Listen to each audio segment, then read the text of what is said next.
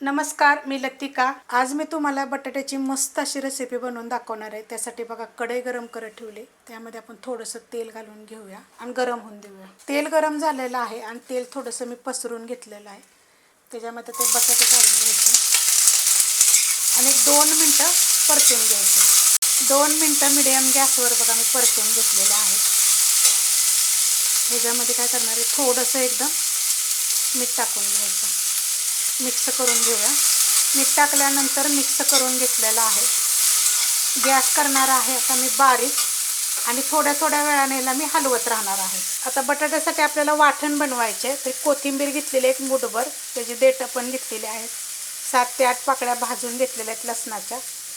4 ते 5 मिरच्या घेतल्या, त्या तिखटवाल्या मिरच्या पण भाजून घेतलेल्या आहेत आणि 2 तुकडे आल्याचे घेतलेले आहेत छोट्या आकाराचे। एवढं मी मिक्सरला बारीक करून घेणार आहे। अशा पद्धतीत बघा मी बारीक करून घेतलेलं, एकदम आपल्याला पेस्ट करायची नाही, असं दरदर करायचं आहे। 2 ते 3 मिनिटं बघा मी चांगलं असं परतून घेतलेलं आहे। थोड्या थोड्या वेळानं असं चांगलं परतून घ्या, जेवढं होता होईल एवढं। बटाटा लगेच शिजला जातो मीठ टाकून परतल्यानंतर। आता हा काय करते, मी काढून घेते। कढईमधला बघा बटाटा फक्त मी काढून घेतलेला आहे, त्यातच आपल्याला करायचे। तर परत तेल थोडंसं काढून घेणार आहे, गरम होऊन देऊया। तेल गरम झालेलं आहे, त्याच्यामध्ये टाकायचे छोटा 1 चमचा मोहरी पहिली चांगली भाजून घेऊया।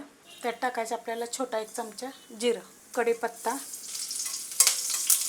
त्यात टाकायचं आपल्याला थोडीशी हिंग पावडर, त्यात टाकणार आहे मी 1 मिडियम आकाराचा कांदा। आता ह्या रेसिपीसाठी बरं का कांदा जरी नाही टाकला तरी चालेल, कांदा आपण हलकासा भाजून घेऊया। कांदा हलकासा भाजलेला आहे, जास्त काय भाजला गेलेला नाही आहे। त्यात टाकायचं आपल्याला एकदम थोडीशी हळद, मिक्स करून घेते आणि त्याच्यामध्ये टाकायचं ही जी आपण वाटण करून घेतलं होतं ना, अशा पद्धतीत।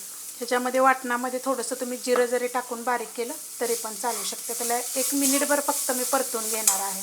हलकंसं परतून घेतलेलं आहे, त्याच्यामध्ये हा बटाटा टाकून घ्यायचा, मिक्स करून घ्यायचं।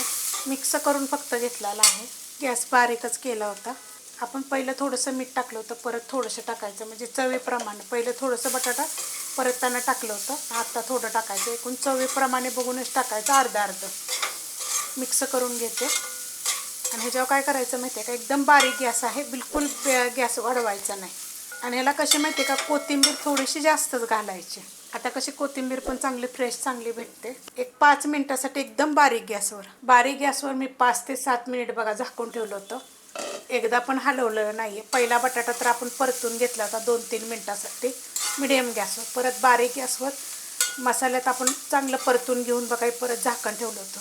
अशा पद्धतीत करा, खूप चविष्ट लागतं बरं का। आता खायच्या टायमाला जर तुम्ही थोडंसं लिंबू पिळून जर घेतलं ना, तुम्हाला आवडत असेल, एकदम चवदार असा हा बटाटा लागतो। एकदा झटपट असा करून बघा। रेसिपी आवडली तर लाईक करा, सबस्क्राईब करा, कमेंट करा आणि शेअर बी करा।